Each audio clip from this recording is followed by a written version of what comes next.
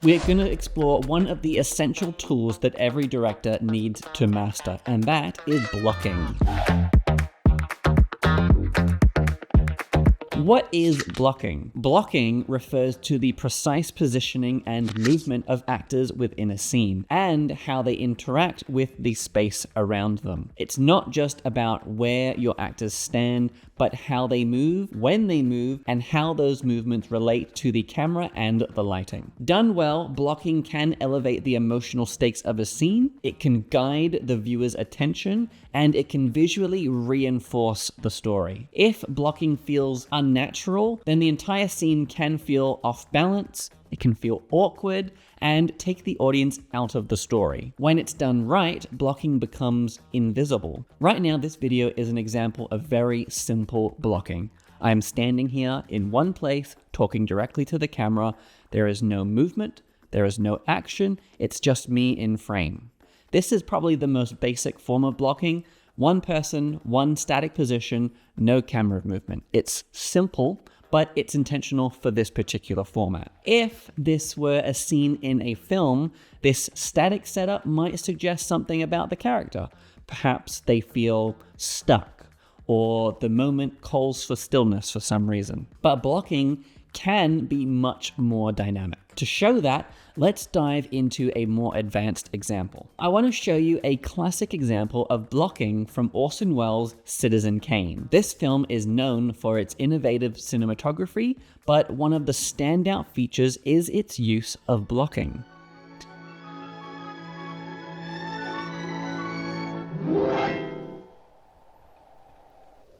One thing to notice in this sequence is that they use the frame within a frame technique. They use the window to always keep the boy within the shot, since the scene is about him. I'll sign those papers now, Mr. Thatcher. You people seem to forget that I'm the boy's father. Pay attention to the power dynamics here. Straight away, we have the mum taking up the majority of the frame, with the other character, which I think is the dad, always lingering in the back. A father has a right to. The lawyer approaches and takes over the scene for a moment, but the mum still has all the power. Also take note how the mum and the lawyer take up 2/4 of the entire frame, with the dad character taking up 1/4 of the frame, and they are split by the boy between them. I want you to stop all this nonsense, Jim. So here, the mum and the lawyer have the majority of the power in this situation, which is why they have the majority of the frame. We will assume full management of the Colorado load, of which I repeat, Mrs. Kane, you are the sole owner. Where do I sign, Mr. Thatcher? Right here. Now, as the mum moves to make a decision, the dynamic changes as the dad tries to claim some power back for himself. $1,000 a year is to be paid to you and Mr. Kane as long as you both live, and thereafter to the survivor. Well, let's hope it's all for the best. It is. The camera comes down, giving the mum all of the power as she signs the document, and immediately the dad leaves and closes the window on the boy. He also gets smaller in frame as he has lost all of the power. Foster Kane until he reaches his 25th birthday. The mum immediately comes, and we switch to the second shot. Straight away, you can see the power dynamics once again. The mum is taking up the majority of the frame, with the dad being obscured over her shoulder. We can also see her eyeline facing towards the lawyer, since he is the character that her decision has favored. I've arranged for a tutor to meet us. And here we have a bit of an advanced movement here, so they must have had the camera on some kind of dolly system, and this is why blocking is important. When you have movement, the characters need to know when and where to move. In addition, the camera team and the lighting team need to know where they can set up their equipment in order to capture the entire movement. He comes from the east. Wow. Hello, Charlie.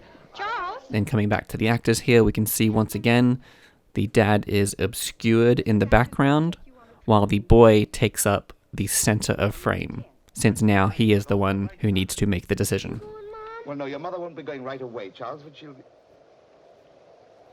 Where am I going? You're going to see Chicago and New York and Washington, maybe. Ain't he, Mr. Thatcher? He certainly is. I wish I were a little boy going on a trip like that for the first time. Why aren't you coming with us, Mom? We have to stay here, Charles. The dad tries to give his thoughts, and the mum subtly steps between them, reclaiming the power for herself. This ain't the place for you to grow up in. You'll probably be the richest man in America someday, and you ought to get an education. Lonely, of course not. Why, we're going to have some fine times together. Really we are, Charles. Now, shall we shake hands? Oh, come. I'm not as frightening as all that, am I? Now, what do you say? Let's shake. Why, Charles. Charles, you almost hurt me. What's that on the table? What's that to display with? You're... I'm sorry, Mr. Thatcher. What that kid needs is a good thrashing. That's what you think, is it, Jim? Yes.